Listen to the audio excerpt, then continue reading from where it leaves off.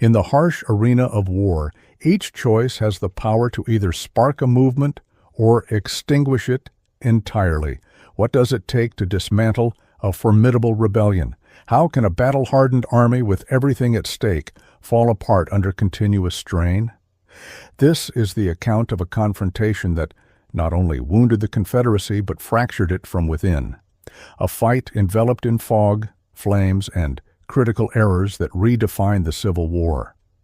Commanders, some hesitant and others relentless, confronted impossible decisions as loyalty, bravery, and chaos clashed. The outcome? Nothing less than the fate of a nation. Stay with me, because by the end you will grasp precisely how this clash dismantled a rebellion and altered the direction of American history. This was more than a struggle for territory or power. It was a fight for the very heart of the South. Ready to reveal when the Confederacy started to disintegrate? Let's begin. But first, don't forget to like and subscribe to support our community. On the dreary, rain-soaked dawn of January 19, 1862, Confederate forces under Brigadier General Felix Zollicoffer positioned themselves roughly 10 miles from Union soldiers near Logan's Crossroads in Kentucky. Born in 1812 in Maury County, Tennessee, Zollicoffer was once a newspaperman and U.S. congressman who reluctantly assumed the role of Confederate general. Though he opposed secession, his allegiance to Tennessee compelled his service to the Confederacy. Despite the ceaseless rain and low morale, Zollicoffer's troops, armed mostly with outdated Napoleonic flintlock muskets, resolved to launch a surprise attack. Their goal was to catch Union forces off guard before reinforcements arrived. Yet by the time they reached Logan's Crossroads, the soldiers were drenched, exhausted, and struggling with weapons prone to misfiring in the damp conditions. Still, the 15th Mississippi Infantry and 20th Tennessee Regiments managed to force back the 4th Kentucky Infantry, 2nd Minnesota, and 10th Indiana units. This tactical win unfolded amid a foggy, chaotic battle. Then, the situation took a dramatic twist worthy of Shakespeare. Confused by dense fog and smoke, General Zollicoffer mistook approaching Union troops for his own. He advanced toward the 4th Kentucky Infantry to stop what he believed was friendly fire. Tragically, the Kentuckians were ready for battle. Zollicoffer was killed instantly. His death crushed Confederate spirits like a key pillar falling. Southern soldiers panicked, retreated in disorder, and left behind their dead, wounded, and much of their arms. This Union victory, just 9 days after their success at Middle Creek, gave the North a crucial morale boost and started tipping control of Kentucky away from the Confederates. Next, Tennessee was targeted. On February 6, 1862, Union forces turned their attention to Fort Henry, a Confederate bastion guarding the Tennessee River. Oddly, Confederate resistance was weak. A naval bombardment swiftly subdued the fort, which surrendered almost as quickly as a startled animal. However, Brigadier General Lloyd Tillman, a Maryland-born engineer and Confederate officer, had already made a strategic withdrawal. He pulled most of his men back to Fort Donelson, only 10 miles upriver.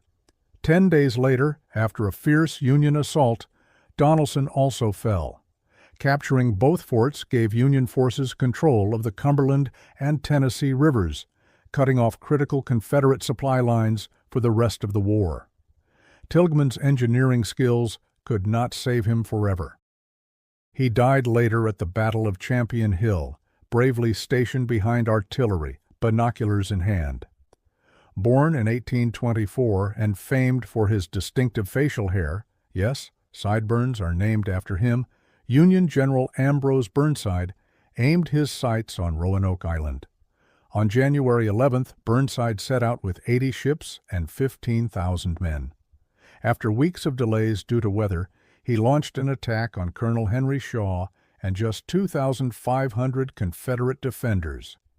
The result was a swift Union victory on February 8, 1862, further bolstering Lincoln's growing optimism. Building on their growing momentum, Union forces pressed onward toward Missouri and Arkansas.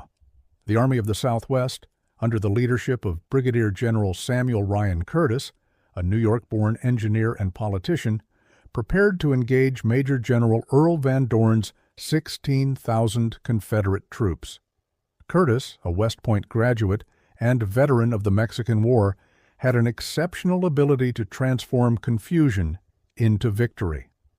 Meanwhile, Van Dorn planned a bold rear assault near Elkhorn Tavern, splitting his troops between Generals McCulloch and Price. However, the Union caught wind of this tactic. Curtis led his men directly to face the Confederates head-on. In the intense battle that followed, General McCulloch was killed early, soon followed by his second-in-command, James McQueen McIntosh. The Confederate plan unraveled as swiftly as a fragile cloak in a storm. Curtis's victory at Pea Ridge on March 7th to 8th, 1862, became a turning point. This success solidified Union control of Missouri and opened the door for further penetration into Confederate territory. Yet the grand finale was still ahead. Vicksburg, the Confederacy's stronghold, sometimes called its Gibraltar. From May 18th to July 4th, 1863, General Ulysses S. Grant laid siege to the city. After 47 days of continuous artillery bombardment, starvation, and trench warfare, the Confederate defenders capitulated. This triumph split the Confederacy in half, gave the Union command of the Mississippi River, and signaled the beginning of the South's downfall. As Lincoln famously remarked, the great river now flows peacefully to the sea. Back in 1862, the Union was hungry for victory. Enter General George B. McClellan, a man so cautious that Hamlet might appear impulsive by comparison. Known as Little Mac and sometimes the young Napoleon, though Napoleon might have responded with a baguette, McClellan was brilliant at organizing troops, but reluctant to use them aggressively.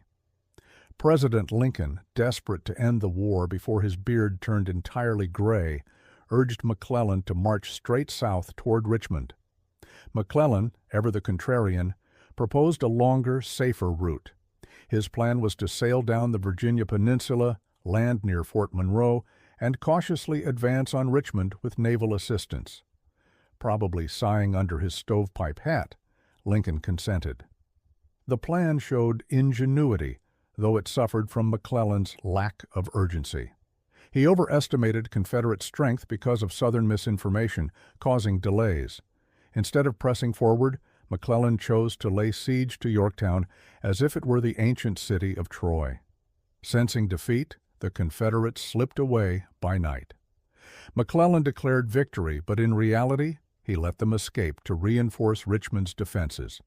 As McClellan advanced cautiously, Confederate General Joseph E. Johnston, a Virginia-born veteran commander from 1807, prepared defenses at Fort Magruder.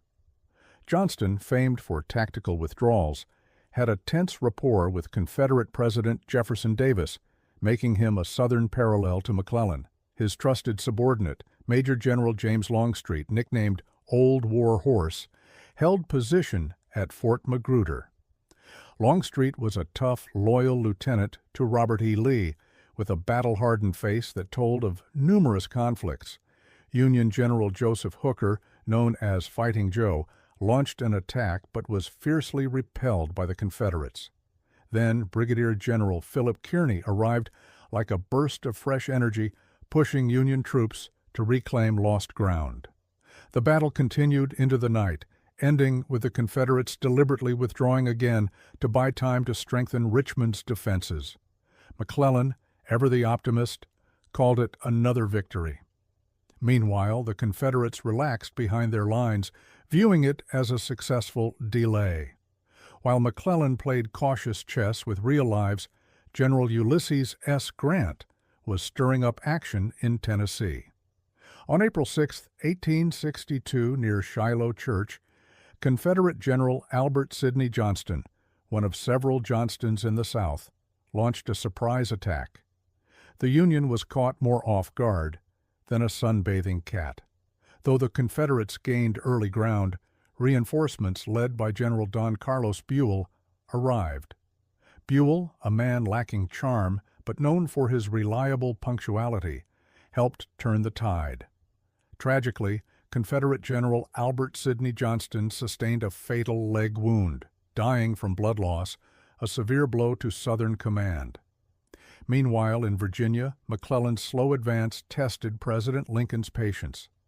Distrusting Lincoln, McClellan reportedly once left the president waiting awkwardly in his own home, like an uninvited guest. McClellan's overly cautious tactics made Lincoln wonder if the general was truly engaged in warfare or merely rehearsing.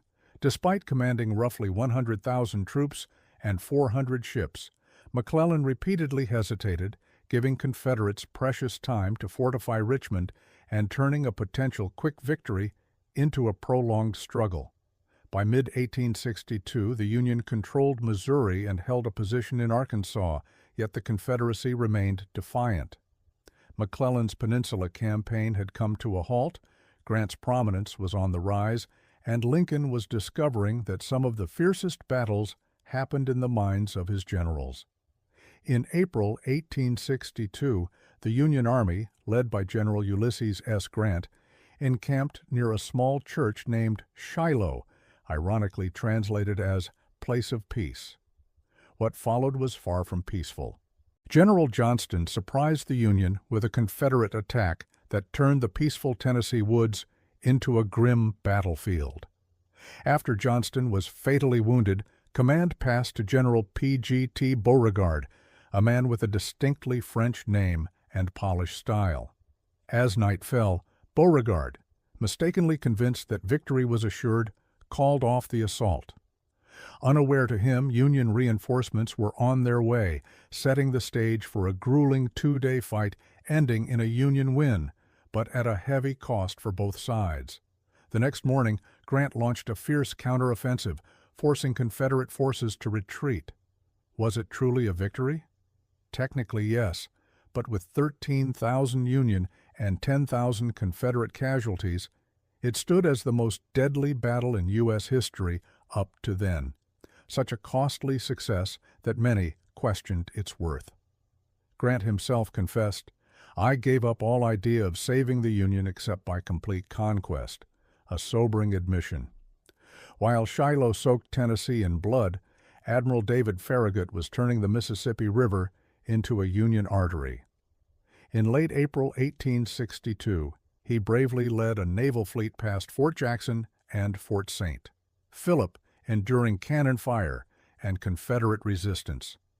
Soon after, New Orleans, the South's largest port, fell into Union hands as easily as a ripe peach plucked from a tree. For the North, it was a strategic windfall.